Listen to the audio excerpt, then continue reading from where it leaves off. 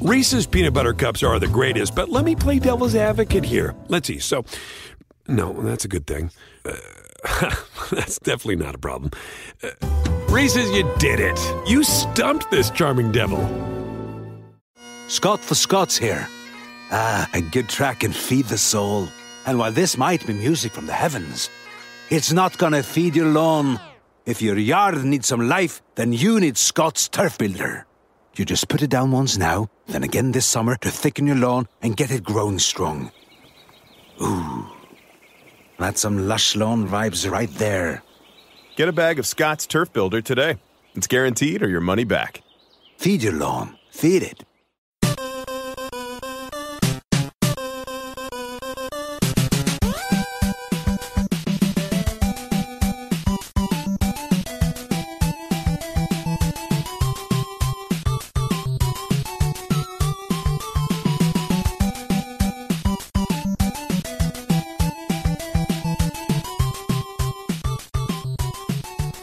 Welcome to the family here on Purple Mafia. I'm your host, Paladino Joey, or Joey Awajan. Purple Mafia is available on thesportstuff.com, iTunes, Stitcher, Double Twist, and of course, Google Podcasts. I should have said Google Podcasts second probably, but you get the idea. That's like the number 2 thing I got to think now, the number 1 Android application for podcasting, because it's basically a mirror of iTunes for Android devices. So welcome aboard there. Of course, I don't know. I don't even want to talk about today's game. Most of you saw the game. Is it an easy decision to say this team is disappointing? Yeah, it's pretty easy. Okay, you can probably guess who I'm imitating there. That was, of course, Mike Zimmer after he had released Daniel Carlson. Yep, the Vikings added Daniel Bailey. We added another Dan.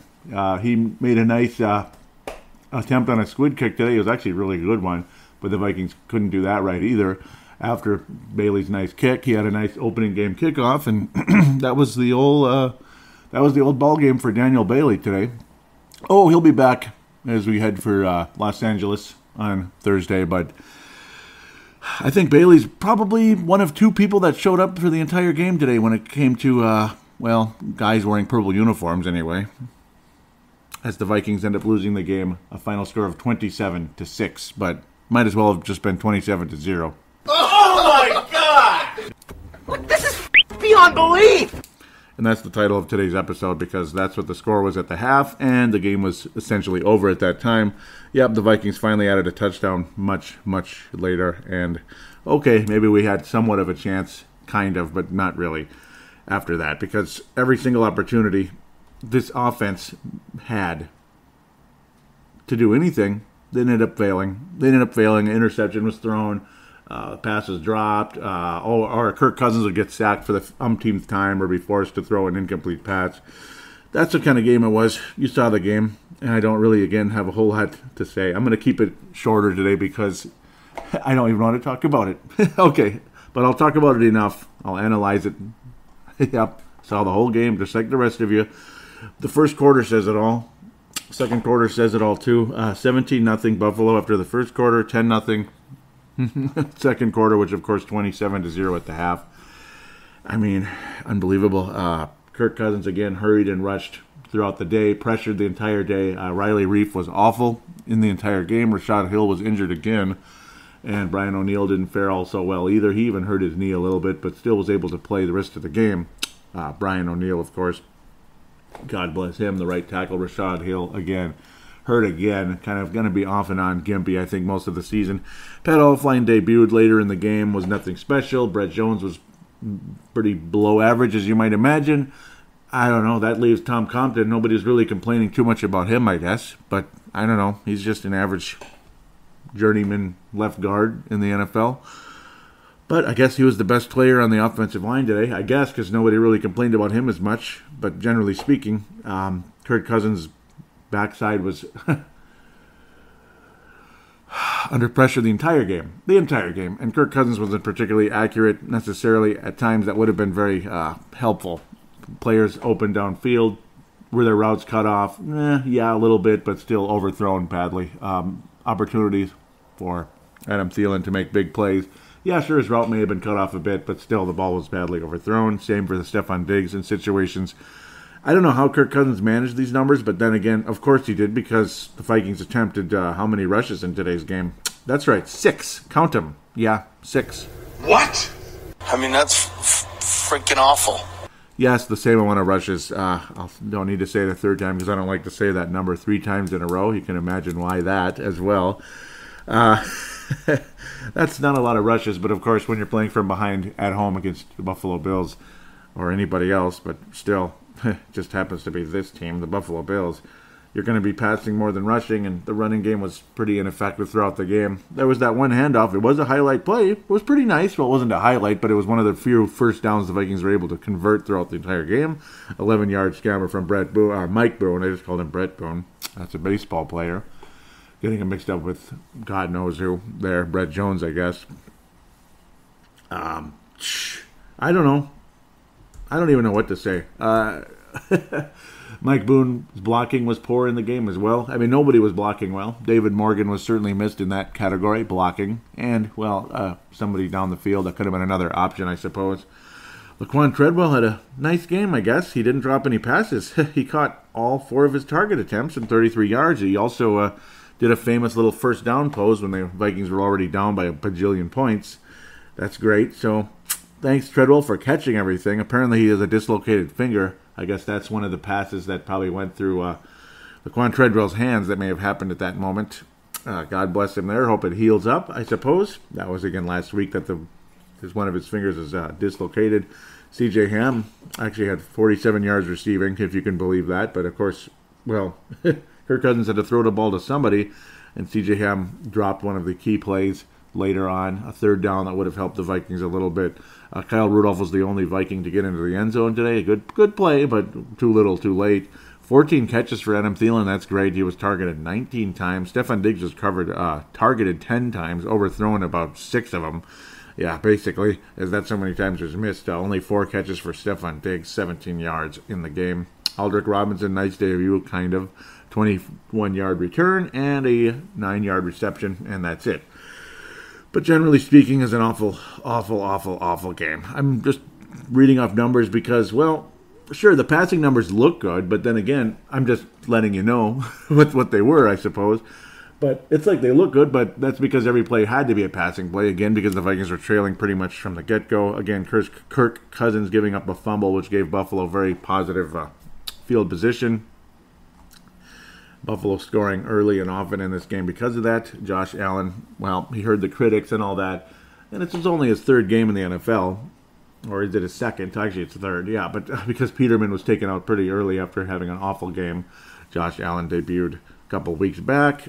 He had an overall very, very nice game. Well, I talked about the offense, which was extremely disappointing throughout the entire day.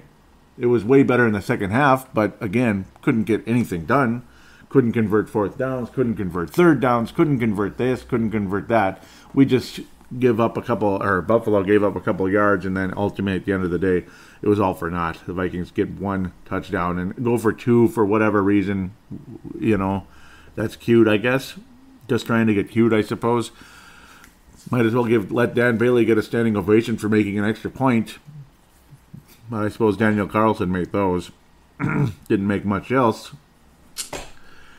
Yeah, I'm in a somber mood. I'm sure you are as well. How could you not be? 27-0 against Buffalo. We were down 27-0 against Buffalo for a long time. I don't know, man. With 3 minutes remaining in the game, I mean, that's adorable. That's just wonderful, isn't it? 3 minutes remaining. Yeah, I can't. I don't know. I don't know what to tell you other than this game sucks so much ass. You saw Anthony Barr miss tackles. You saw Anthony Barr he just couldn't even keep up with Josh Allen. Oh, Josh Allen's the greatest athlete ever.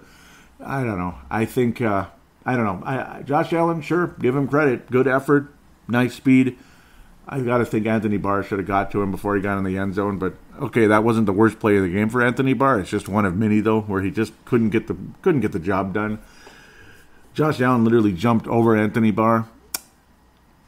Anthony Barr gets called for a horse collar, which is just disgusting. The play would have been dead. That's the other thing. The defense shot themselves in the foot so many times in this game, giving Buffalo opportunities that, well, the drive would have been over. Would have been fourth down. Buffalo would have had to punt or kick a field goal or God knows whatever it was.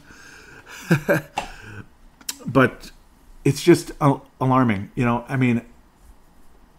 The play was over. Wilson earned a sack, his first NFL sack, and Linval Joseph, probably my favorite player on the defensive side of the ball other than Daniil Hunter, contact to the head, unbelievable. And then later on a face mask call against Anthony Barr. The horse collar against Anthony Barr. Or actually, it was Kendricks with a face mask, pardon me. Everybody sucked in today's game. Bad angles by the safeties. Anderson Dejo was mediocre at best. Trey Waynes was terrible. He had an interception that he couldn't hang on to. Just couldn't hang on to. Of course he couldn't hang on to that. Multiple fumbles by Josh Allen in the game. Vikings just magically couldn't recover. The ball magically bounced that way. Vikings could not get to it. There was time to get to the ball, but they didn't get to it. Plain and simple. Several opportunities for the Vikings to get back in this game, and there was no life. There was no pulse. You grab their wrist, there's nothing there. No pulse, no beating heart at all in this game. Nothing. Zilch. But Kirk Cousins almost threw for 300 yards, though, so almost. Sexy numbers. Almost even got an 83.6 quarterback rating. Not bad, right? Nah, whatever. Mediocre at best, and that's, again, only because he had to pass the ball about a bajillion times. Boy, the LA Bowl over there, Chargers versus Rams, looking like not a good day looking like it's not going to be a pretty day coming up either on Thursday. 4 days rest, and Rams just getting ready, beating up on the Chargers, believe it or not, as good as the Chargers are. And they're threatening, but, I don't know. I'm not feeling good about next week either. Anthony Barr just drove me absolutely nuts, though. I mean, again, you have them stopped. That means you're getting the ball back. That means Buffalo's not going to score on this drive. Oh, shoot. Let's just let them keep the drive going. Come on, we're nice. We feel sorry for Buffalo because they're just so awful. Remember, they lost 47-0 at the beginning of the season, right? Or 47-3. Oh, sorry, they got a field goal. And they got hammered last week as well. Oh, I'm sorry. We'll be okay. It's just Buffalo. And we're at home. Well, you dig a hole like that, I don't know what else to say. Just dog dookie. That's really what it was. The title of the episode says everything. 27-0. 27-0 at home against the Buffalo Bills. Why even comment further? It says it all. It really does. So, I don't even know where else to go at this point. I'm very pleased with Matt Weil. He had a 70-yard punt in the game. That was awesome. Even Mike Hughes was awful in the game, though. Bad angles. He missed tackles. Multiple missed tackles by Mike Hughes. He missed tackles last week, too. He got jumped over on one of the plays last week. That was irritating. Bad tackling last week as well. As yucky as the offense was today, and it was awful, it was just awful. But the defense, again, I don't understand how bad they can be. How can they be this bad? Against Aaron Rodgers is one thing, but you got to remember Rodgers is gimpy, and the Packers didn't do well today. Hint, hint. That's good.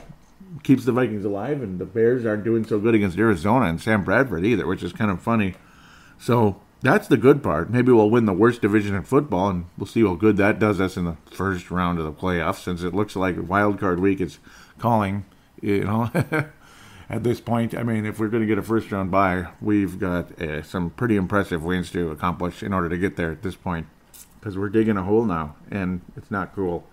We're digging a hole very quickly, especially. And with the schedule coming up, it's going to be a hard time. We're going to have a hell of a time getting out of it. So we'll just have to wait and see there. But again, the defense, very questionable at best. The offensive line protection was as bad as it gets. Awful. The Vikings secondary and the Vikings offensive line was the most alarming for me throughout the game. And the fumbling rearing its ugly head with our quarterback, our $84 million quarterback, who lit up the Packers in the second half of the game last week. He was skittish in the first half, lit them up in the second half. Kirk Cousins is very well known for the fumbling. He fumbled 14 times last year, and he's got 2 fumbles lost already this year in one game. So, very interesting. So, we'll have to wait and see how that continues. Hopefully that doesn't continue to be a trend, but it has been throughout his career, unfortunately. Everybody's got flaws, and that's his. Matt Weil, though, 5 punts, average of 51.8, a long of 70, a touchback, and in the 20. Unfortunately, touchback is not good for a punter, but, well, only one of them was in the 20. But, again, when you're pinned back so far, what do you expect? Matt Weil is your Fran Tarkington Award winner for this game. Matt Weil. He's the only one that played well in this game as far as I'm concerned. I'm not giving it to anybody else. And the Christian Potter Memorial, it's kind of everybody, but if you have to give it to one player, and I think there is one player that drove me more crazy than anybody else, and that kind of set the tone for where the Vikings were today.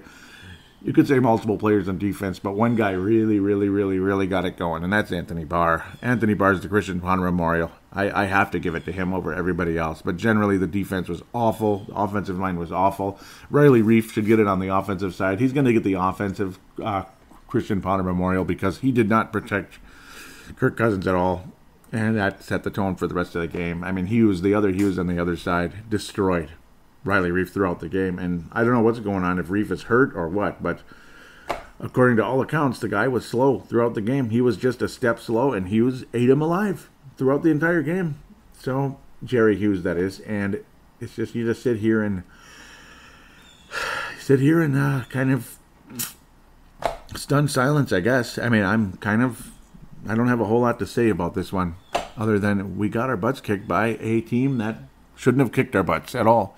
This is a game most people, in fact 99% of the population, probably had marked green for W, with a green W, not a red L, but there's a red L now on the schedule.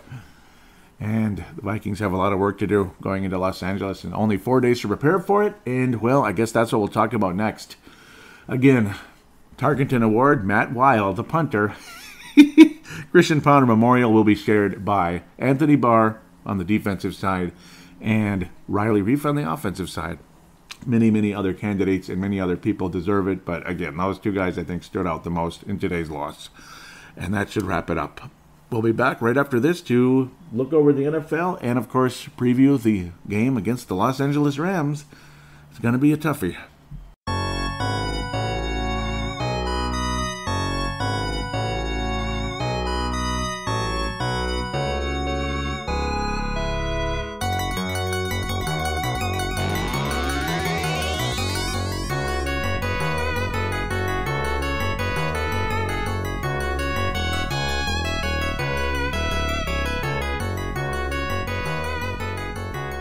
And we are back here on Purple Mafia, segment number 2, a little rounding up the NFL, previewing the Minnesota Vikings' visit to the so-called City of Angels and the Los Angeles Rams, as they're back in Los Angeles again as of last season or so. A couple of years here now. Well, here we are. Yeah, here come the Vikings once again. Well, let's just look at the schedule here. Cleveland over New York. Cleveland Browns finally win their first game since 2016 after they struggled really hard even in 2016. One win that year, 0 the next year. Rough go there for Hugh Jackson and the Browns, but they finally got their first win. Rookie quarterback versus rookie quarterback, and today we saw a rookie quarterback and saw the ill effects of a breakout game against us, along with about a bajillion defensive breakdowns and everything else that could possibly go wrong, just about, other than a power outage or something, but maybe that would have helped us. Yeah, you got to see Sam Rosen debut. We'll talk about that in a second. Poor Sam Bradford. Gosh, that was against the Bears. Cleveland Browns, though, on Thursday, which is, a week from Minnesota and Los Angeles in that case. 21-17, the Cleveland Browns win in Brown Stadium. Congratulations. They have the same record as the Vikings at this moment, 1-1-1, so Minnesota and Cleveland on the same stratosphere here 3 weeks into the season, so makes you feel real warm and fuzzy, and really puts things into perspective of where the Vikings are at right now. Sam Darnold, yucky game against a decent Cleveland defense, to be quite honest. We saw how frustrating they could be to play against at times. Baker Mayfield had a good game. At the end of the day, poor Tyrod Taylor injured in the game, and we'll see what happens with him. Baker Mayfield, though, 100 quarterback rating, 201 yards. Didn't throw for his first touchdown pass, but 201 yards overall, 74%. Was pretty good, better than Sam Darnold, so good for him. At the end of the day, Baker Mayfield getting the job done, helped that he was at home, this and that. I feel good for him. I feel good for the Cleveland Browns getting something going. So congratulations. Carlos Hyde, really strong game as well. 2 touchdowns for fantasy ballers out there. 98 yards on the ground as well for him. So good overall game. I do think if Teddy Bridgewater was the starting quarterback for the Jets, that their chances of winning would be a little better, but that's okay. Kind of is what it is, isn't it? Cleveland 17, Cleveland 20, 21-17. You know, that's got to feel good for them. It's attempt to move around. Pittsburgh and Tampa Bay. Tampa Bay Buccaneers try to go 3-0 against a Pittsburgh team that is winless, 0-1-1, and that team is weird. All kinds of problems going on, along with their quarterback. He's not the same guy. Their defense isn't the same. Antonio Brown is just a diva of all divas. Kind of like he's kind of like the Jimmy Butler of the NFL right now. And then, well, yeah, the whole running back situation as well is not so good over there in Pittsburgh. Obviously, he's holding out, and there's a lot of mess going on in Pittsburgh. I don't think they're making the playoffs. People out there thinking they're going to go to the Super Bowl, nah, I don't think they're even going to make it. And I kind of think the local team is in big trouble right now as to making the playoffs. Too many indicators at this moment, and, well, there have been indicators going back to the San Francisco game. I think the Vikings could have been in big trouble in that game as well if a guy named Kittle would have caught that bleeping ball. But thank you for not catching it. New Orleans with a pretty exciting overtime win in Atlanta, Georgia.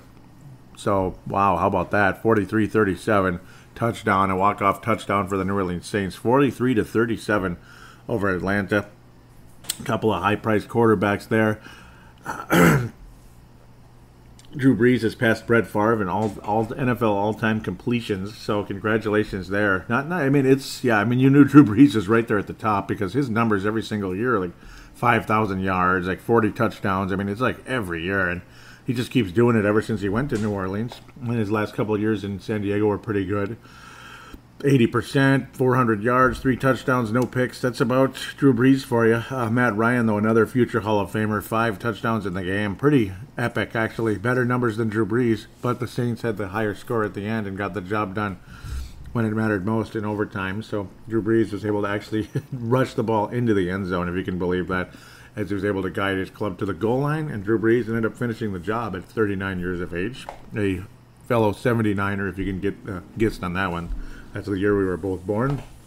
Alvin Kamara with his 66 yards rushing, but receiving is usually where he steps up. 124, 15 catches. That guy just, every time he scares the crap out of me.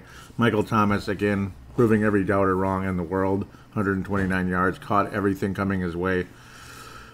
Fun game to watch if you like offense, and if you don't like defense that isn't so great, well, not your day. But then again, the offenses were so good, it almost didn't matter if the defenses were good or not. That's kind of the bottom line. But an exciting NFC South barn burner there, and a huge win for the New Orleans Saints and their fan base there. Not myself included with that one. Kansas City, Patrick Mahomes, 10 touchdowns in his first 2 games as an NFL quarterback. That's pretty crazy. 38 more points against the San Francisco 49ers today.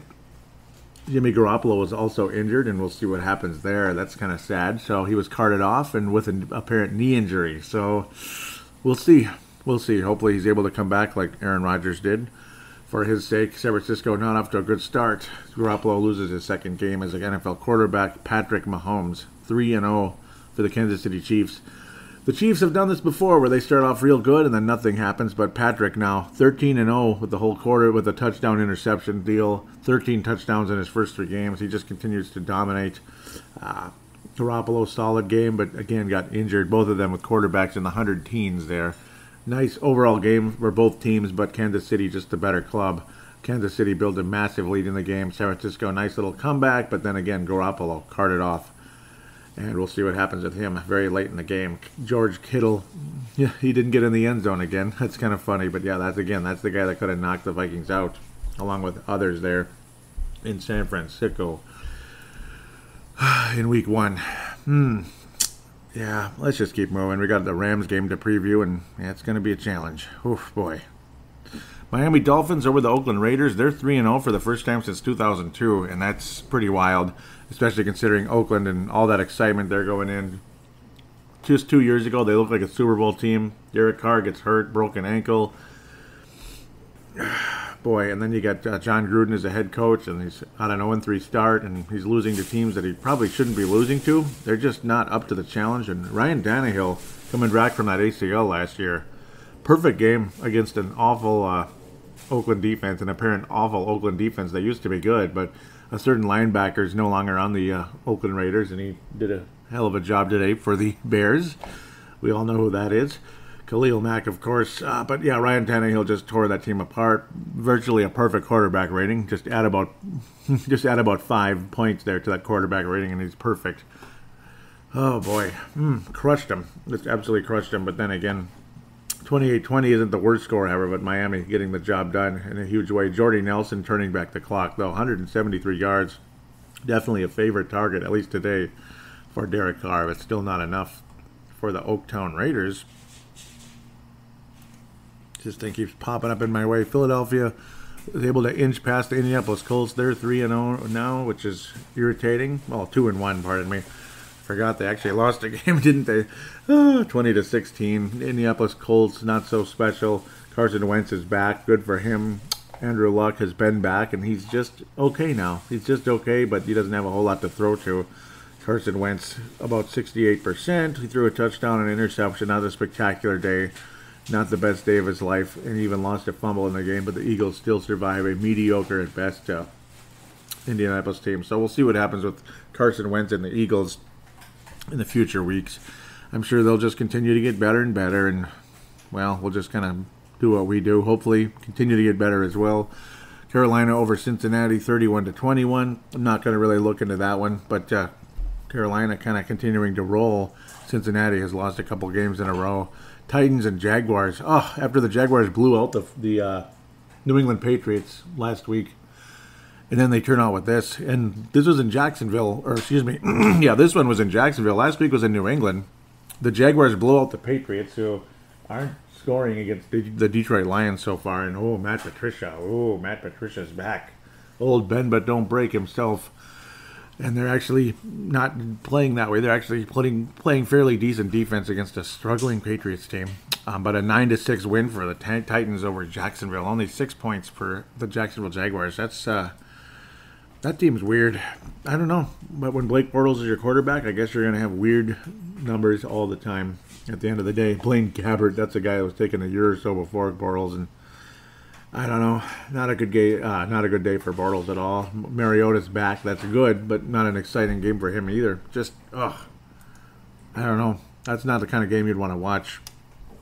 But the Titans' defense has been excellent, and that's why they're in first place in their division. So good on them. Yep, we'll get back to the NFC North here in a second if I could ever get this thing to do what I want it to do. Stupid. Baltimore Ravens over the Denver Broncos, 27-14. Yup, that's a nice win for Baltimore again. The New York Giants beating the Houston Texans, 27-22. That's a pretty good win for the Giants in Houston. Houston kind of underachieving to start off the season, to be quite honest. Seattle over the Dallas Cowboys, so the Seahawks kind of getting back in the swing of things again, finally, with their 12-man there in Seattle, CenturyLink Field. They finally get their first win in the season. Good for them, I suppose. Dak Prescott, nothing special. Again, only about 55%. 2 interceptions in the game. Wilson, a little better. But neither quarterback really stood out that much, at least in the passing department. As even Wilson only rushed the ball twice. He didn't even get mobile much today, at least in terms of the yardage department. Maybe scrambling around a little bit and getting rid of the ball. But oh well, hey, Seattle finally won a game, and good for them. The Cowboys are now 1-2 on the season, so neither one of them really knocking on the playoff door at this moment. And that's okay with me. Yeah, I'm in a somber mood. Do you blame me? Do you blame me for being in a somber mood at this moment? Aren't you as well? Got to get back to that. I just want to talk about the NFC North here, but can't yet. Okay, here we go. Yes, now we can. Oh, Sam Bradford, I feel for him. Arizona was up 14-0. Bradford was looking good. Looked like Arizona was going to get their first win of the year. The Bears start to inch back into it. It starts to get a little bit closer. Bradford's got his team driving down the field. And on 2nd and 8, I believe it was, 2nd and 10, the guy tries to The guy tries to scramble forward a little bit, tries to get a couple yards. I'm not sure what he's thinking here. A guy who's not really known for being mobile. Kind of dives forward, but doesn't really dive. He just kind of lunges forward. Doesn't protect the ball well. Khalil Mack knocks the ball away. Chicago Bears recover. And, well, things just don't turn out too good. Chicago Bears end up driving down the field enough to make a field goal. You get to see Josh Rosen debut. He looks good for a little while, then underthrows the receiver, intercepted, and that was kind of all she wrote. He'd get one more chance, but that also didn't really lead to a whole lot. And, boy, Arizona, that's a frustrating loss. And Chicago, don't look now, but they're in first place in the North. The Chicago Bears are the division leaders, and a lot of us knew that was going to be a possibility, especially when the Bears probably should have beaten the Green Bay Packers, and the Packers should probably be winless today. They should probably be 0-3 today, which is really frustrating. Crazy to think the Bears should be, well, 3-0. Yeah. And the Vikings should be 2-1 today, which would be a little better than, what we are, 1-1-1, which is not looking good right now. Chicago Bears in first place in the NFC North. Oh, boy. And Detroit is beating the New England Patriots in Detroit at the moment. So that's not good, of course. Detroit Lions trying to get their first win, and oh boy, well, they'd still be in last place, but barely at this point. I'm frustrated, and do you blame me? Or would they be in last place? Yeah, they would, because they have 2 losses. Detroit's actually beating the Patriots. That can't feel good for the New England Patriots. Yucky game last week, and I don't know. Maybe this finally is it for the Patriots, so we'll have to wait and see with that. Green Bay Packers, yes, the Green Bay Packers did lose today to the Washington Redskins. Alex Smith did his job today, boy. Yes, he did. He earned his contract, and there's a certain guy over there that also probably has a little dislike for the Green Bay Packers. Aaron Rodgers was okay. He didn't turn the ball over, but he did get sacked 4 times. 265 yards overall. Not the most accurate day for him of all time. At 93.5 quarterback rating. Alex Smith, excellent. He did have an interception, but 110 quarterback rating, couple touchdowns. But generally speaking, the running game really helped today in a big way. And Adrian Peterson got in the end zone twice and 120 yards, 6.3 yards a carry. And he was loose for 41 at one point in the game. These numbers look a lot like 2007, 2008, 2009, 2010, don't they? Doesn't this look like Adrian Peterson of old?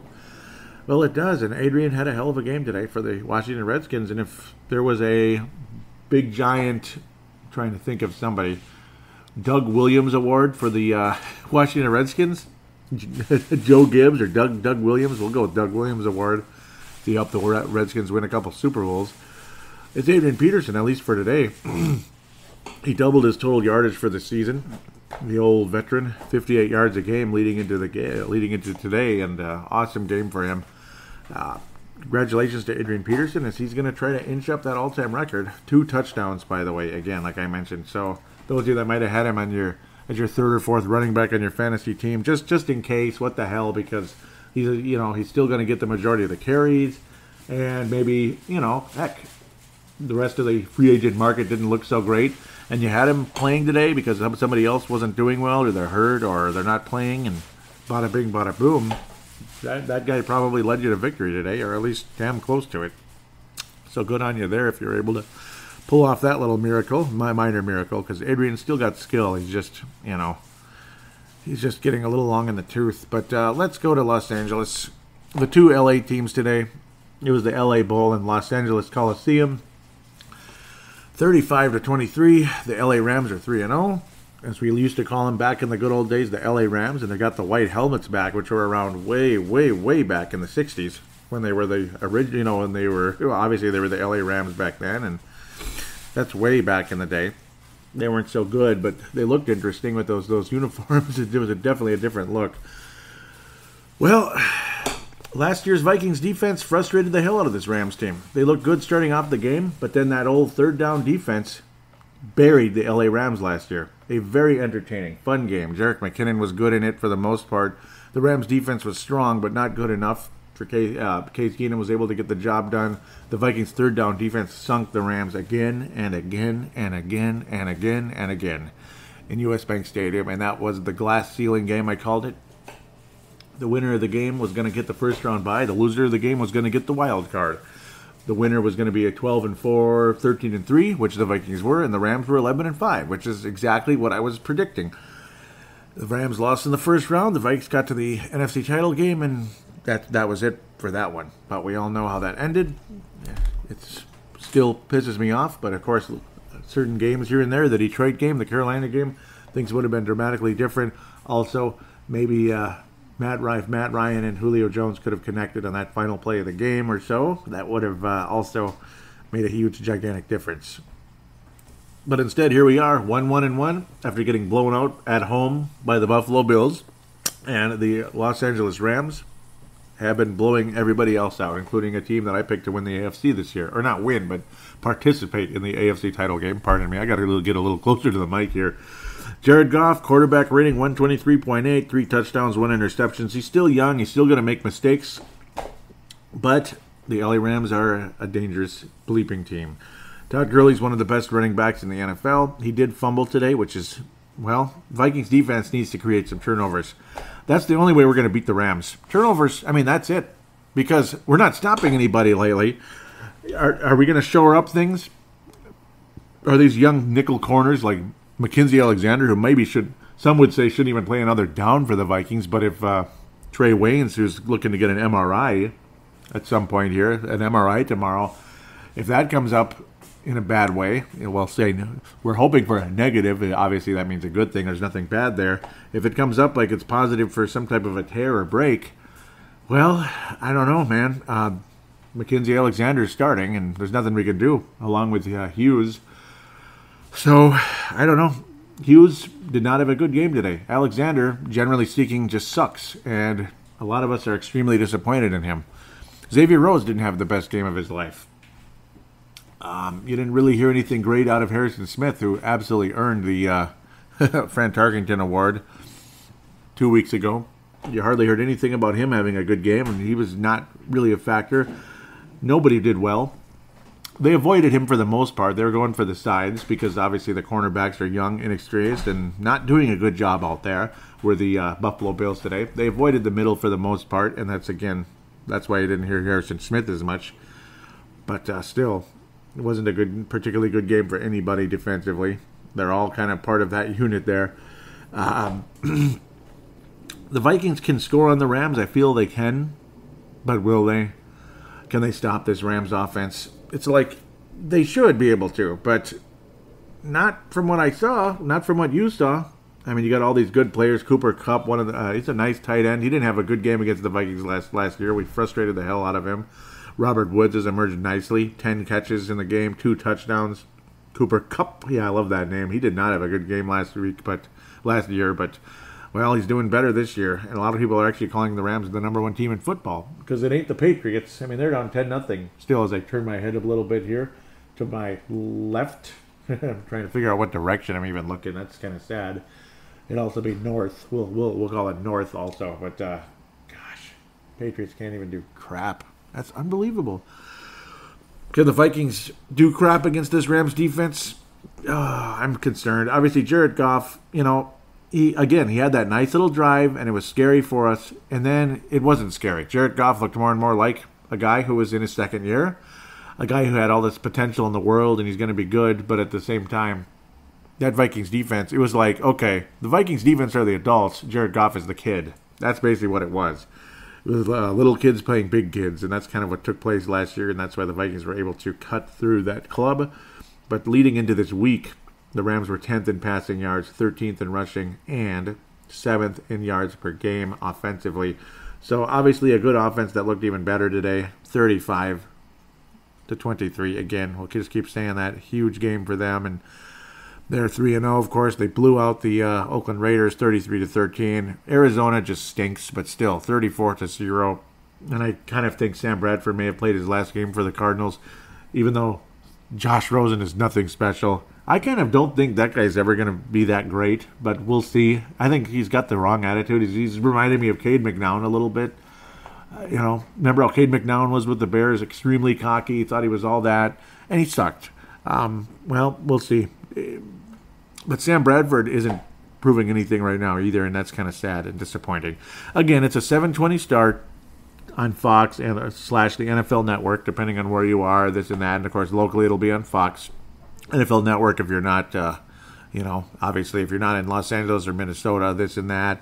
So the NFL app, particularly if you're a Verizon wireless customer, which I am, so it's a good thing I am because it really helps for doing this show sometimes, keeping up with other games, and of course even this club. If I don't get back immediately on time, I'm able to still watch the game, the entire game. Yeah, so it's been a lifesaver. I'm beyond concerned coming into this game. Obviously, just a lot of horrible indicators leading into this one.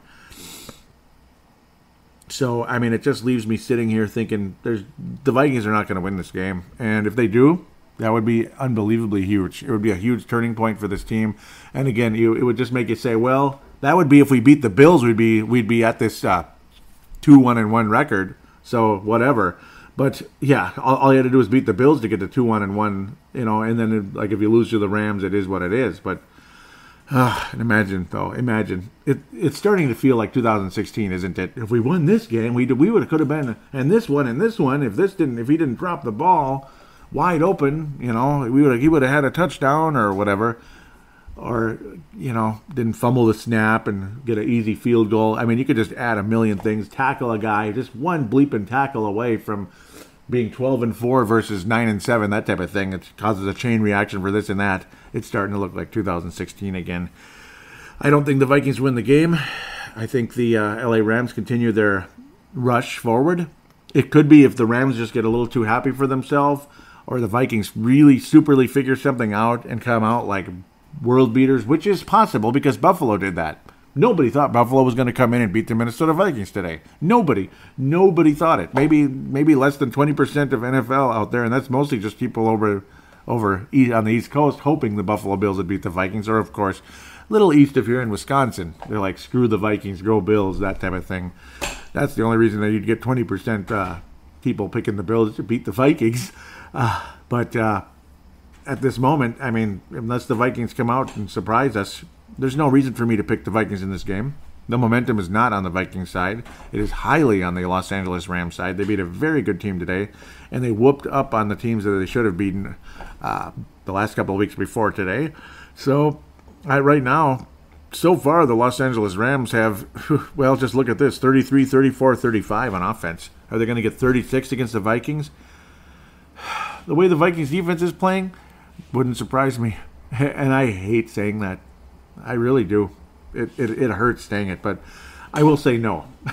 They might get to 31, but that means the Vikings offense has to really come out, or of course force some turnovers and frustrate Jared Goff. I mean, that's the ultimate way. If you're going to beat this Rams team, you got to force a fumble on Gurley and or an interception or two on Jared Goff, and of course the offense actually has to play this week. They have to actually show up, this week. And that does not mean Laquan Treadwell getting his 33 yards and 4 catches. It means a little more than that. It means guys getting open. It means Kirk Cousins not overthrowing receivers. It means all the above. A lot of things need to go well for the Vikings to win the game.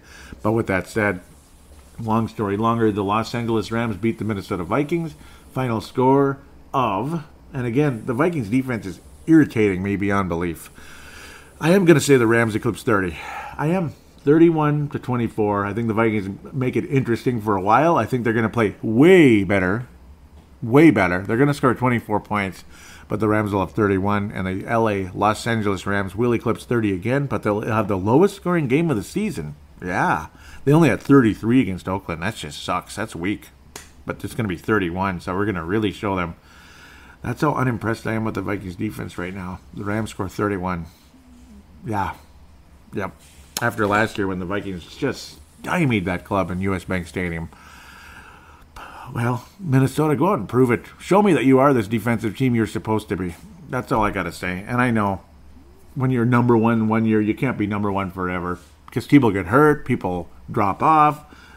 Some guy retires. A guy by the name of Terrence Newman retiring isn't good because the IQ of the defense has dropped dramatically with Mackenzie Alexander and rookies like Mike Hughes. So, as good as Mike Hughes could be, he's not good yet. he's a rookie. I mean, Xavier Rhodes was not that great as a rookie. Trey Wayne stunk as a rookie.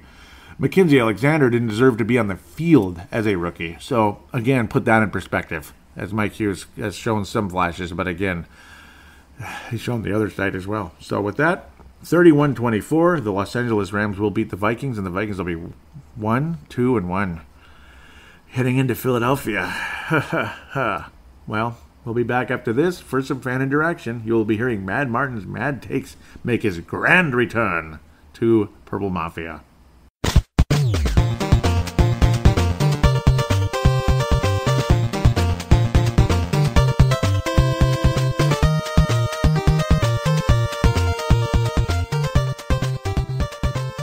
Hi Joey, I thought I'd finally get my proverbial tush in gear and get back on and give you a catch up. Second week has come and gone of the new NFL season. I don't know where the time is going, quite frankly, but here we are. I'm getting ready for winter over here, so I'm at the moment winterizing my RV, doing loads of other jobs before I head west for Game 7 against the Jets, and then the home game against the Lions, which I have to say I'm looking forward to. But after 2 weeks, not sure entirely what to make of it. First game, defence pretty much was on the ball, other than perhaps some deep coverage issues, which were rather eye-opening. Second game, yeah, in hindsight, hey, we got a tie, so we got half a game, so ultimately you've got to be happy with that. Defence sputtered somewhat, but the D purred in that final quarter, thankfully, and Cousins does look like the man. But he has got a few issues with wide receivers. Obviously, there's Phelan and our man Diggs. After that, there is quite a significant drop-off. I am concerned with Treadwell. He does remind me of a certain player from about 15 years ago. We all know who I'm talking about. Old Butterfingers Troy.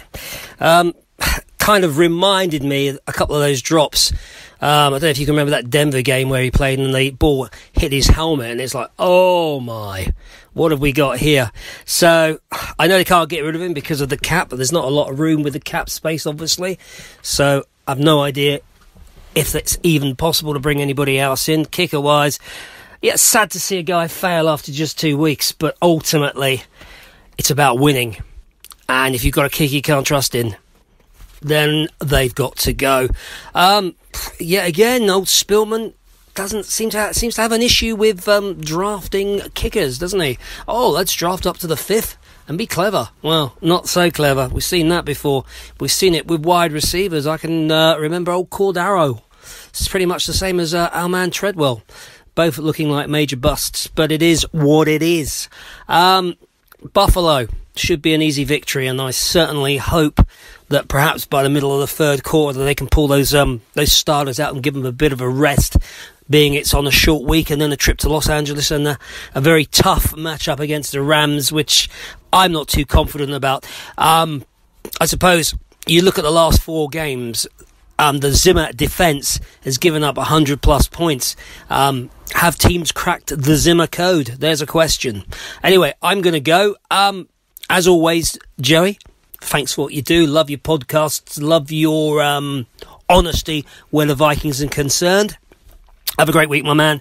And Skol, brothers and sisters. Let's get another victory.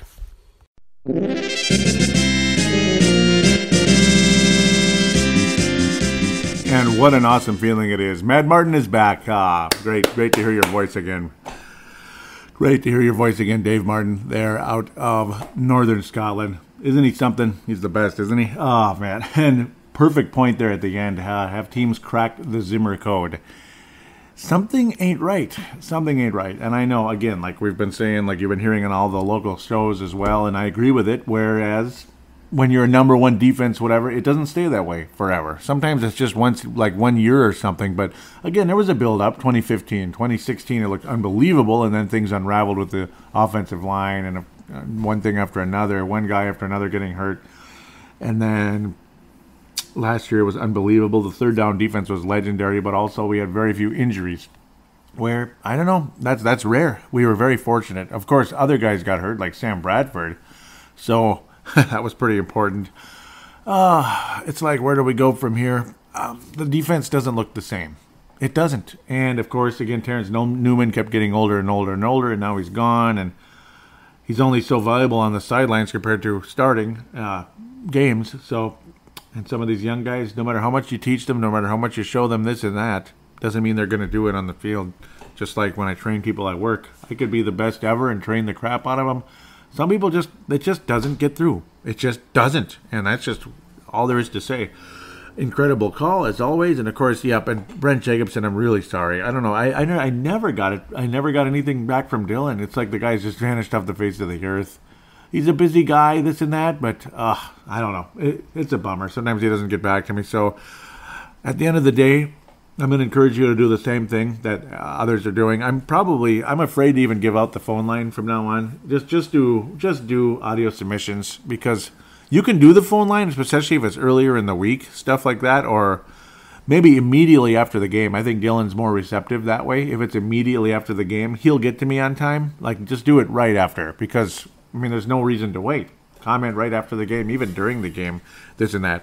But like how Mad Martin does it is awesome, how he, just do the audio submission route, which of course is, well, I'll tell you at the end, but I'll say it again now as well. You just use the free voice recording application on every smart device that exists. There's always free voice recording applications, usually one that's already built into the device. Treat it like a phone call, save it, and email it to paladinolive@yahoo.com. The information will be in the show description, so you can copy and paste it and all that, or whatever you want to do. But it's much easier to do it that way, to be quite frank, because then it comes directly to me, and there's no middleman, and we just keep moving. All right, so let's get to where we need to get here at some point in time. I thought everything's set, and usually I do. Yes, definitely I do have it ready to go, which is great. Retweets from James Beck out of the UK. Vince Germano out of Australia retweeting the most recent show. Thank you guys very much. Episode 272, Urban Legends. Today is, of course, 273. And it is, well, called 27-0 because that's basically what it was. Thanks again, guys, for that. Really appreciate it. Let's see, where do we leave off? There he is. Malcolm McSween with the tweet in the middle of the week here. He says, correction, Joey, I live in Southern Cal, not North Cali. Just about 1 hour north of LA, and I just know you've mentioned it in the past on a few pods. Going to the Vikings at Rams next week. Excited. And that's cool, Malcolm. Very cool. Yeah, I keep saying, I think it's because it's Oak. Yeah. Is the name of your town called Oakview? I think that's why. It makes me think of Oakland, which is kind of silly. I don't know why I mentally think that way, but I did, and that might be why, because Oakland's more northern Cal, of course. So, very cool. So, more southern than north. Very cool thought there. Of course, this is more southern Minnesota than north, I suppose, right? The Twin Cities, Golden Valley here, just west of Minneapolis. And I mean just west, in the neighboring suburb of downtown Minneapolis, or the city of Minneapolis. Okay, Mad Martin says, what a BS opening drive. Very poor from RD, and yes, it was. Painful start, brother. 10-0. Are you kidding me? God help them Thursday if they play at this level. Oh, yeah, they'll get beat 41-0. Oh, yeah, 47-3, something like that. Yeah, terrible-ass offense and defense. Mad Martin again. Northern Scotland says, this D is beginning to worry me. 17 points already. I thought Leslie Frazier's on the other sideline. WTF. Exactly. Leslie Frazier was he was the defense was pretty sucky when he was the head coach. Mad Martin says he's speechless. I honestly don't know what the bleep is going on. How are they so bad across the board? How? I dread Thursday night. Me too, buddy. And I'm sure everybody does right now. At least most of us. Maybe some delusional, overly excited people that are always overly positive. But they can be positive, I guess. Good for them. It's hard to be positive, though, when you've experienced 25 or more years of Vikings football. Because we've been through everything. We have 25 plus years. You've seen it all. You've seen 25 years. You didn't see Super Bowls, but you've seen everything else, everything but Super Bowls. So Mad Martin actually does go back into the Super Bowl days a bit, if I remember correctly. He says, unless they turn this around, your show is going to be interesting. Did you get my audio? Yes, I did get it, and the show's interesting. I guess very short game review, very Mike Zimmer-like. His press conference was about 6 minutes today versus 9 minutes last week. So what does that tell you? About a 50% cut there. Let's continue. No, not 50, 33%. Duh. Mad Martin says, take it you've given up on this game. Yeah, because I got very, very silent. Is this down to underinvestment on that O-line? Yeah, that O-line needed to be addressed, and the Vikings didn't do it, and they're paying for it. They're paying for it. Brian O'Neill might be good in a couple years, but you needed somebody who was closer to being ready than Brian bleeping O'Neill. Pat Elflein was ready last year, and of course this year his health, pardon me, with his helicopter. I have the window open because I just love this nice, comfortable September air. Pardon the helicopter there, guys. Matt Martin says, I have no idea what I'm watching. What is this garbage? Suggests the Ponder Award goes to the whole lot of them. The fans that left there deserve one of your gold stars. I think they should. Yep, the fans that hung around. So Dennis goes into the Ring of Honor. This team has taken a collective knee to honor him today. Ouch. Good news, we won the second half 6-0. And yes, we did win the second half 6-0. The defense was better in the second half. But that was, they kept us in the game, and the offense did a whole lot of nothing. Another, turnovers or turnover on downs or whatever it was. Several turnovers on downs, by the way. Terrible performance today. Expected a blowout, and they gave us one of the worst performances in the regular season game ever. Case Keenum made the O-line look serviceable last year. His movement outside the pocket allowed him to extend plays. He masked a lot of deficiencies in that O-line. Cousins is a pocket passer. Need I say more? Which shows how stupid this front office was in this offseason. How stupid can they possibly get? How stupid can they get? How stupid can they get? And the Viking success level has always been better with guys that are at least a little bit mobile, with the exception of Christian Ponder, who was a little bit mobile. He just sucked anyway. As long as the guy could throw a freaking football, we were better. I mean, even Favre was more mobile than this guy at this point. But, okay. I mean, Kirk Cousins has some mobility once in a while. It's better than Bradford, but still. Let's continue. And to think, Bradford actually used to be very mobile when he was in college, but multiple ACLs will do that to you. Let's continue. Mad Barnes says, I'm seeing a lot of negativity towards Zimmer. How about Slick Rick? That O-line is on him. Oh, there are people that have been saying fire both of them today, which is too harsh. Though Spielman, I don't know. I think if this team goes under, I think Spielman is going to get the axe. If this team finishes 6-10, Zimmer will not get fired. Spielman will. Zimmer will get like one more year type of thing. Yeah, like if this team is mediocre next year, I think he'll be gone too, which is crazy to imagine, but it's crazy to imagine the Vikings actually firing Mike Zimmer, considering how crazy good this defense was. But if it drops off that much, I don't know. Then it's like, what good are you? I mean, if you're not good at what you're supposed to be good at, then what good are you? Kind of like Tom Thibodeau with the Timberwolves, who never played defense.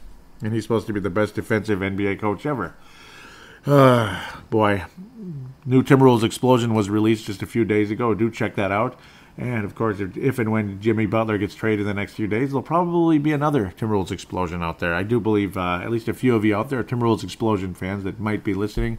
Vince Germano, Tanae Brown, maybe Levi. But Tanae, I do think, does listen. Yeah, Tanae does listen to this show when he has time.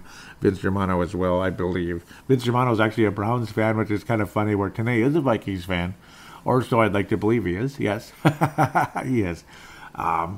Browns fan, but Vikings second, I do believe, in Vince Germano's case. Just to be a supportive, awesome friend that he is. Mad Martin will continue. Yep, I was saying I couldn't take it, and that's why I got really silent. I didn't mean to get all quiet on you, Mad Martin. I deeply apologize. He was saying, don't blame you. Basically, they shit the bed today. Mentally, I think the team had already won that game in their minds before it started.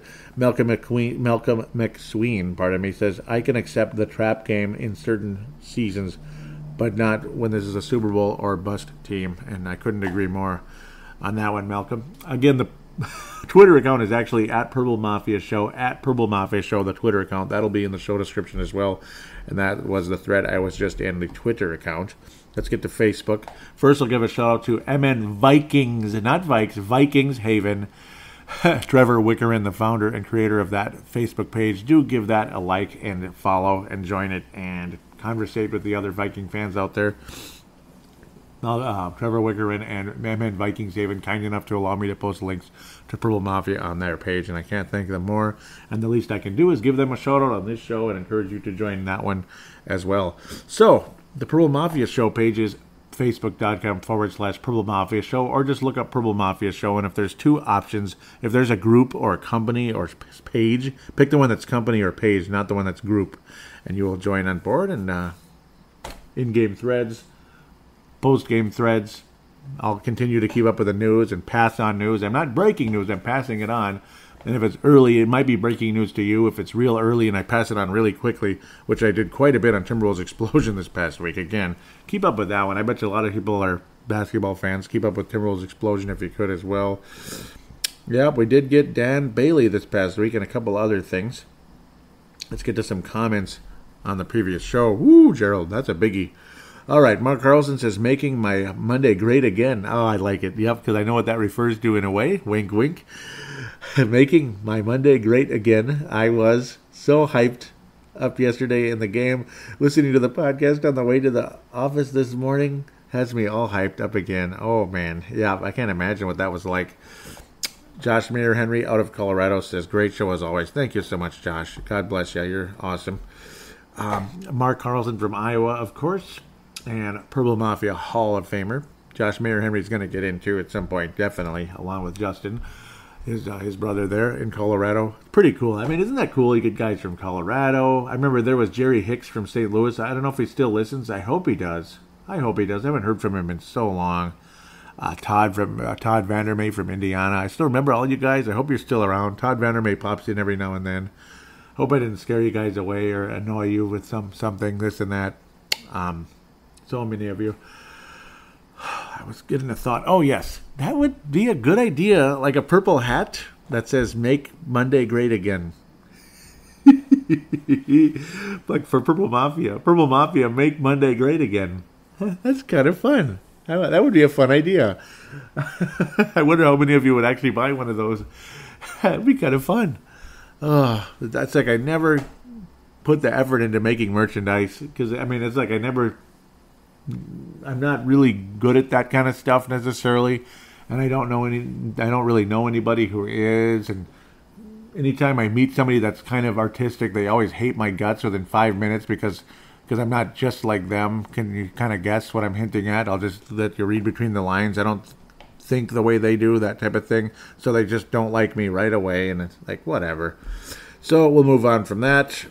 We'll see what happens. Let's just say that happened with Timberwolves Explosion right in the past. The person was just silly about it. Silly. I mean, I never said a mean word to that person, but they just couldn't handle the fact that maybe I'm not exactly like them. Gerald String out of Nebraska says, great show.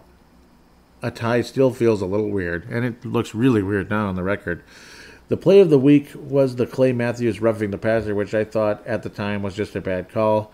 After looking at it again, by definition, was technically the right call. He completely lifted Cousins off the ground and then drove him into the ground with 90% of his body weight. Not saying I agree with the rule, but truthfully, when we lose top quarterbacks, whether it's Cousins or Rodgers, the value of the game goes down, i.e. the Vikings at Packers last year was just a joke and quite frankly hard to watch. A healthy Rodgers would have made a much more competitive game. Parentheses, not that I can stand the guy. Just giving credit where credit is due. Maybe the NFL is just trying to get this one right. Your thoughts, Joey? I think, yeah, that's exactly what it is. Absolutely. Because, yeah, I mean, when you look at guys like Beathard, like think about it. Look at the San Francisco 49ers last year before they acquired Jimmy Garoppolo. Beathard. Who the hell is Beathard? And it was like he couldn't complete a 3-yard pass. I mean, 5 yards up, incomplete. It's rolling on the ground. You know, the Tavares Jacksons of the world, Spurgeon Winds of the world, because this guy was out, and that guy was out, this and that. It's bad. I mean, in very rare cases, a guy is a backup and ends up being really good, like Case Keenum last year. That was surprising. Nick Foles, shock to the world, but that's so rare. Most of these guys are a whole lot of crap, like Brett Hundley, and who's the other one? Kaiser with Green Bay. He was terrible as well. Luckily for Green Bay, he came back, and unluckily for the Bears and the rest of us, Mr. Rogers' neighborhood made his return, and he was our neighbor, and let's just say he's not quite as friendly as Fred Rogers. It's just not quite as friendly of a guy as Fred Rogers, I think. Not as humble either, yeah. My God. Anyhow, I put Vikings cut Daniel Carlson, signed Dan Bailey to be the new kicker. And Mike Zimmer was basically like, I can't believe how many people that reached. That's kind of cool. But there were a lot of shares, and that was a slightly big topic last week. I can't imagine why. But yep, Dan Bailey, definitely a established guy, and he's got a lot of skill because that was a pretty impressive squid kick he put out there. But the guys in front of him didn't do jack. Dan Bailey is literally the other candidate for Fran Tarkington Award for the incredibly good kickoff he was able to accomplish and almost help us get back in the game. The Vikings also signed receiver Aldrick Robinson, who made one catch for 9 yards and returned one of the kickoffs for 21, which was okay, but unfortunately the kick was so deep that it didn't matter a whole lot anyway. Oh, and the Vikings did bring back Tom Johnson. Yes, very cool. Let's see what people said. Yeah, there was nobody... Oh, there's comments on the kicker. Oh, shame on me. Brent Jacobson, locally here in the Twinkie Cities, says, I hope they can keep him on the practice squad, that being Daniel, not Dan Bailey, Daniel Carlson. Sebastian Barton, locally now, says, can I watch kicks now? Yes, you can. Ali Sidikai says, he responded to Sebastian, says, I actually thought about looking away before the last kick. Yeah, that probably would have been better. Curtis Pate, who got to be a star last week. I called him David Pate. Curtis Pate, Bronze Star winner last week. Nice debut, Curtis Pate. Nice debut. Hope you're a listener, and I think maybe he's at very least certainly involved at the page. He says, now we need to send Treadwell's hands and Carlson's leg to the Salvation Army. That ain't good enough for goodwill. Ooh, that's funny. Oh, my. Ooh, that was something. Wow, he's liked the page since 2016. He just hasn't posted in forever. Curtis Pate, huh? Let's see. Now I'm very curious. I'm very curious where he's from, just because, come on. Oh, West Virginia, huh? Okay, West Virginia. See, look at that. Isn't that cool? And I like your Facebook title too. I'll leave that where it is though. Pretty cool. Ali Sidikai says, would have been great if Carlson made the game winner, but they also would have stuck with him much longer than they should have probably. He'd still be here, too, if they didn't go to overtime. Yep, Carlson. Yeah, that's the strange part. We'll see what happens, though, at the end of the day. Yes, sir. Yes, sir. Interesting thoughts by Ali there, and I agree. Lance Doring says, thank you. Jan Novak says, yep, Lucy pulling the ball away from Charlie Brown. Lucy Van Pelt and Charlie Brown. Ugh! Yep. Justin Mayer Henry says... He turned down 4 other teams and chose us. He knows this team is serious. Until today. Mark Carlson says, how long do we keep hoping a player will produce Tavares Jackson, Christian Ponder? Yep. Players will produce Tavares Jackson, Christian Ponder, and after years of nothing, we add treadmill. Better to see it now in Carlson, like Ali says, than to carry on in hope. Yep. Kurt back locally in White Bear Lake says, I like how quickly they responded. It shows they're serious, and I'd like to believe so. Boy, too much kicker talk, isn't there? Eric Mustard has been pretty good. He says, and there goes a draft pick that could have been spent on a no-line. Yeah. Gerald String says, can't agree more. Why the hell waste a draft pick on a kicker or a punter? Yeah, I'll never understand it. I mean, I will never, ever understand that. It's the most bizarre, strange thing. 5th round pick. We could use an offensive lineman.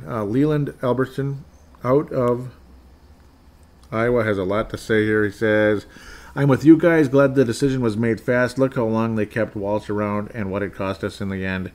I feel sorry for Carlson, but as hard as the team played, linemen outdid themselves. Last minute catch to keep us in the game, etc. Only to miss them field goals, and the last one was a pooch shot.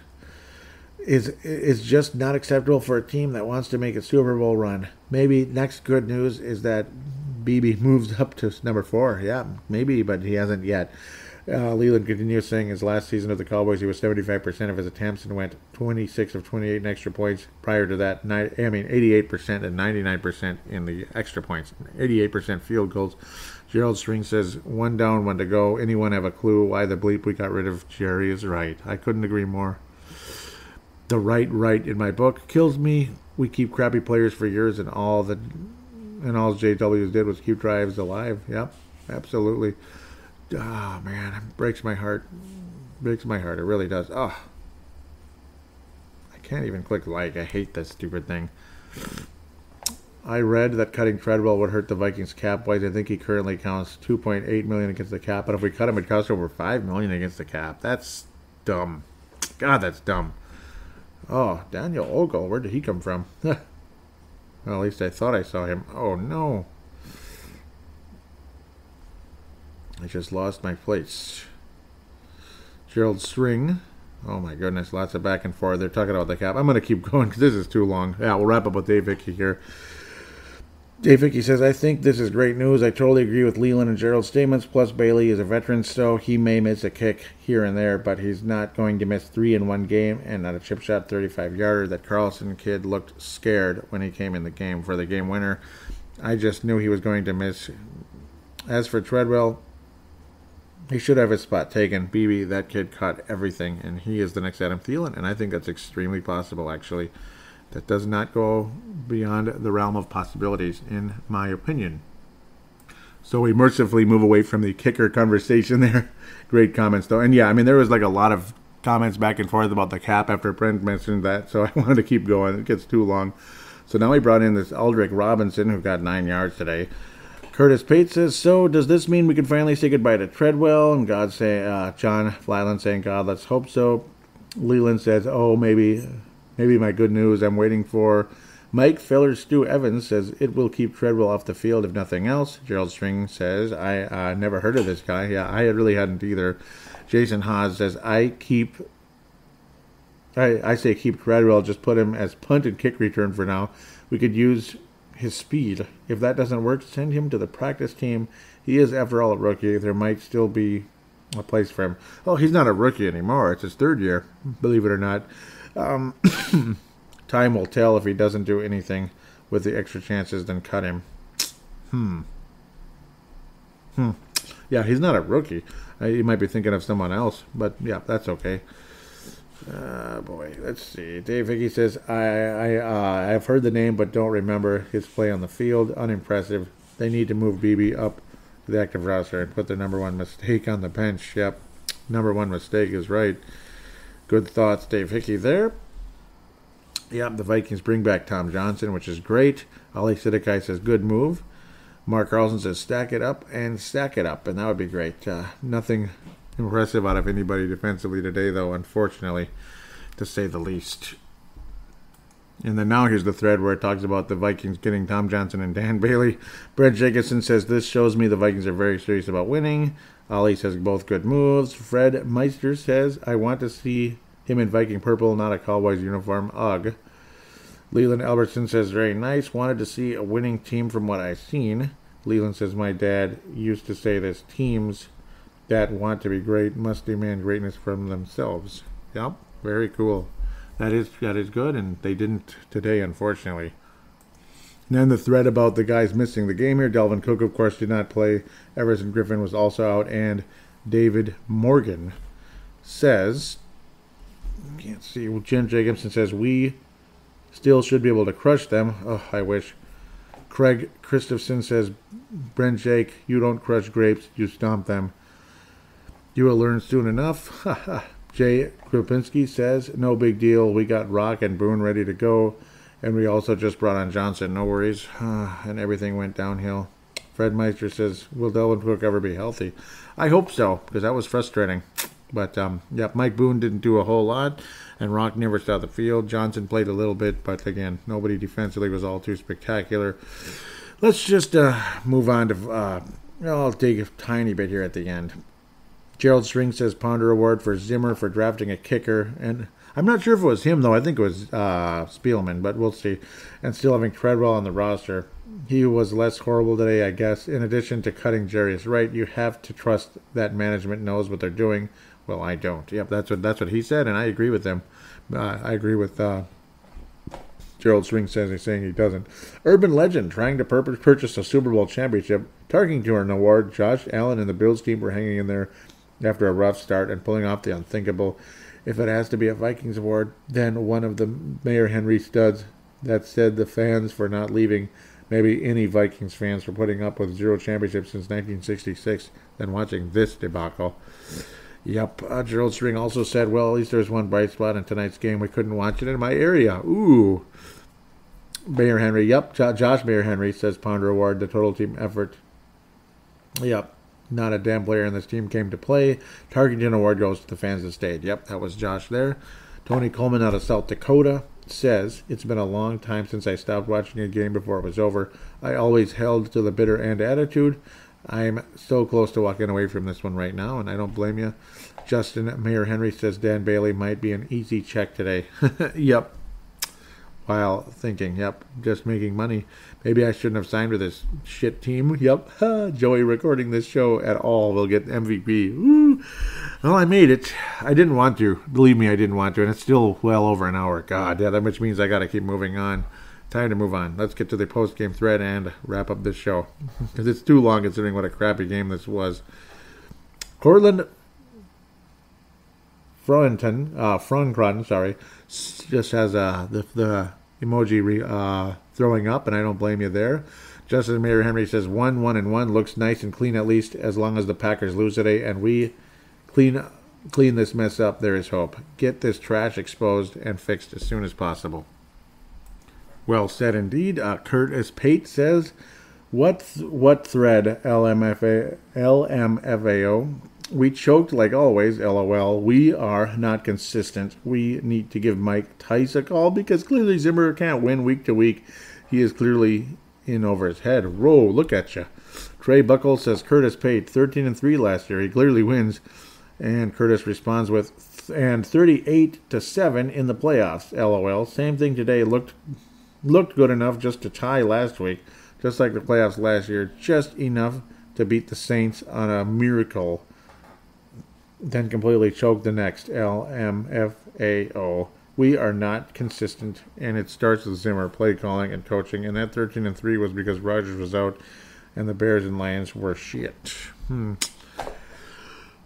think Zimmer. Well, that defense is pretty damn good, though. For me, the third down defense was incredible last year. So I don't know if I'm that quite gonna be that harsh on the Vikings, but I'm extremely pissed off though about the performance today. So don't get me wrong. Gerald String says, not going to get any easier on short week and a nice plane ride out west. Yep. Chris Porter, welcome on board, says, at least Green Bay lost. Maybe the Bills can take over them next week. And that's going to happen possibly because the divisions play each other. So we play the Bills, they play the Bills, this type of thing. The divisions, so we play the AFC East this year, that type of thing. Jeff Holmgren says, can they pass for more than 6 to 10 yards, do a dump pass with 3 minutes left in the game instead of going for the touchdown? Only thing that saved them getting a touchdown was the penalty. Bad O-line, like always. Bad play calling. Can't adjust your offense to the other team's defense. Basically, same old Vikings play today. Was really hoping the score was going to be 57-0. Wow. And he didn't say zilch. I did. James Beck out of the UK says, Ben and band rehearsal. What the bleep happened? I'm not sure. Unbelievable. Oh, he was at band rehearsal, basically, what the bleep happened. So he came home and saw it. Brett McCarthy says, disgrace at home. Daryl Johnson. Moose Johnson? Says, why? Couldn't believe it. Gerald String, that is a big one. Ooh, that's a big one. Gerald String's going for that gold here. Says, no matter what I feel, the rest of the season will be mediocre at best. That's what I'm afraid of. I think Gerald's summing this up in a pretty good package here. I'm very concerned that this team is just going to be out of the first round this year, if they make it. I'm kind of feeling that. I'm very concerned. And sure, it's not time to panic, but Judd Zolgad said it today too, that if you're not worried about the way this team played today, something's wrong. I mean, something's wrong here. Seriously. So let's get back to what Gerald said so I could wrap up the show. No matter what I feel, the rest of the season will be mediocre at best. Don't know what happened, but this is not a championship caliber team. 40-plus years following me and looks like the same old. We always think we can buy our way into a Super Bowl championship, but you just can't. Pay $84 million guaranteed to one guy, and it just doesn't work. Not that Cousins is a bad guy, Patriots don't roll that way, and neither do most championship teams. You could argue the Broncos a few years ago, but did Manning really bring that home for the Broncos? Not really. And no, as I cut in here and jump in, it was the Broncos' defense. Manning was at best a game manager at that stage of his career. I mean, he was toast. Gerald continues saying, being a Vikings fan is like watching the movie Groundhog Day. How many times have we tried now to buy a Super Bowl championship? It doesn't, can't, won't, will not, never, don't, doesn't work. Oh well. But they'll keep trying. Zimmer's a great guy, but doesn't realize you need your best players on O and defensive line. Quit drafting kickers and receivers. Please, just quit doing that. Please, get some studs on the O-line. As for 2018, no matter how good we get, we will all be worried about when the team that played the Eagles and Bills shows up again. Don't trust these guys at all on the big stage. I just don't. Skull. I guess next Super Bowl run in 10 years. Ouch. Yep. Yeah, that's what it could be, because that's usually how it is. Mark Carlson out of Iowa, which I'm sure you knew already because I mentioned it already on this show. He says, I can't believe what I saw today.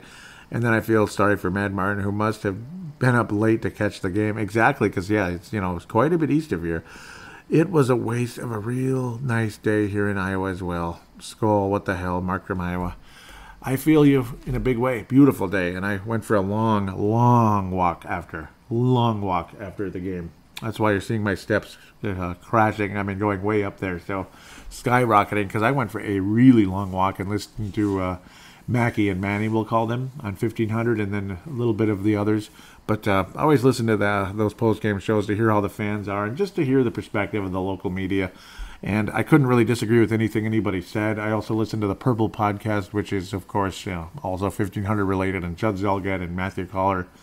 Woo, Judd summed it up perfectly, like saying, no, you have every right to be worried after this because all the indicators tell you something's wrong here. I mean, we're giving up huge holes defensively on the edges. It's not out in the flat. It's on the side. It's on the edges, and it can be in the flat as well, considering the cornerbacks and the slot corners and such.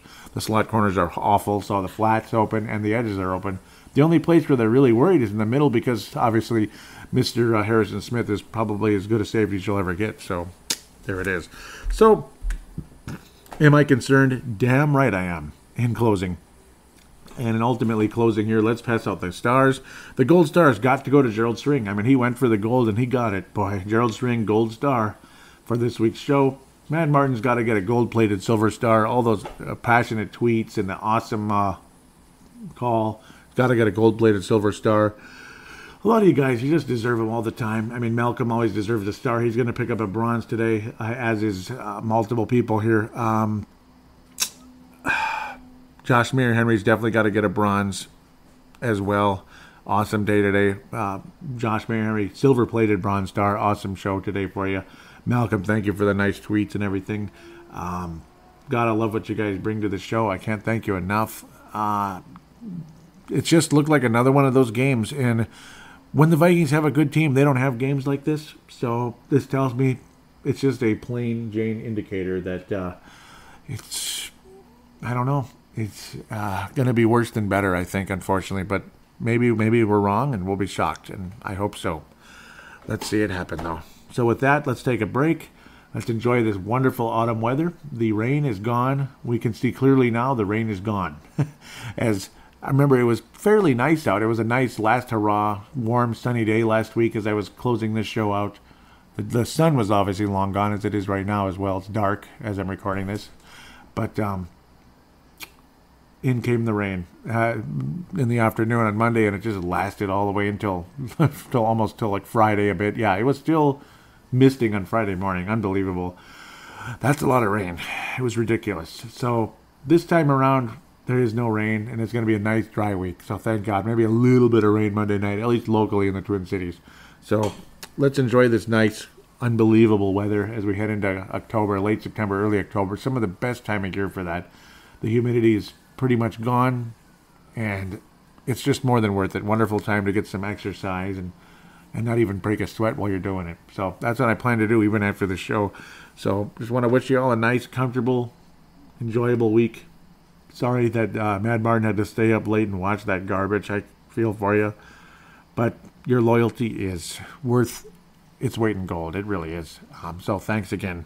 God bless you guys. We'll talk to you next week. I probably should say, I'll probably be recording Saturday or Sunday, probably just Sunday to keep things standard, because it'll be a week until the next show anyway. So that's just a heads up.